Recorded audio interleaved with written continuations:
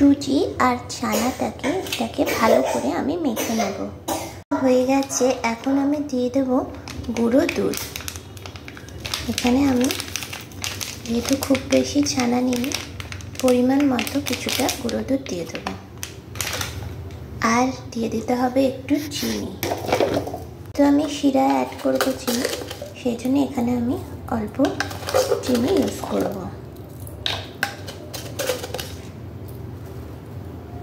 দিয়ে এটাকে আবার ভালো করে মেখে নেব হাত দিয়ে এরমভাবে। দেখো আমি ছোট্ট ছোট্ট রসগোল্লার মতো বলের শেপ দিয়ে নিয়েছি, একদম নরম। এবার এগুলোকে ভেজে নেব। রিফাইন্ড অয়েল গরম করে নিয়েছি, খুব ভালোভাবে গরম করতে হবে, একদম ধোয়া ওঠা। তারপরে এটাকে একটু মিডিয়াম করে দিয়ে আমি এক এক করে ছেড়ে দেবো।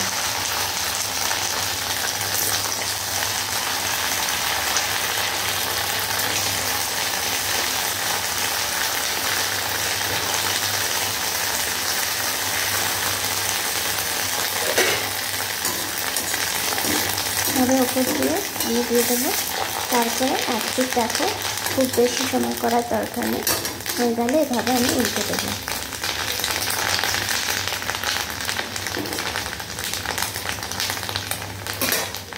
তো এগুলোকে আমি এভাবে ভেজে তুলে নিয়েছি।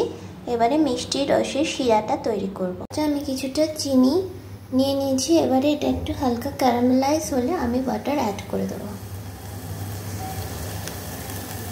দেখো হালকা গলতে শুরু করেছে, হালকা পরিমাণে জল অ্যাড করে দেবো।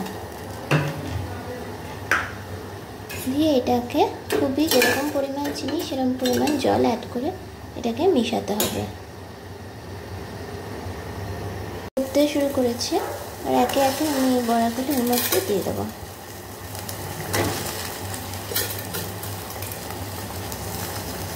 এটা একটু কম ভাজলেও মনে হয় ভালো হতো।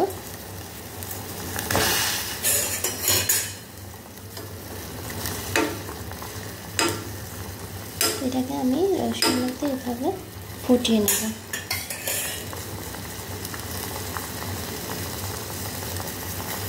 এই রসটা ঘন হয়ে এসছে, ততক্ষণ ধরে ফুটাচ্ছি, আর মিষ্টিগুলো কতটা ফুলে বড় হয়ে গিয়েছে।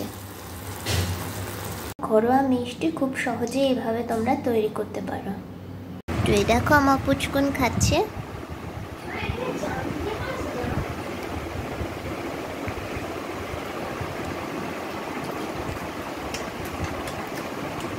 নাচছে, খেয়ে দেখেছ? হ্যালো, কেমন খেতে?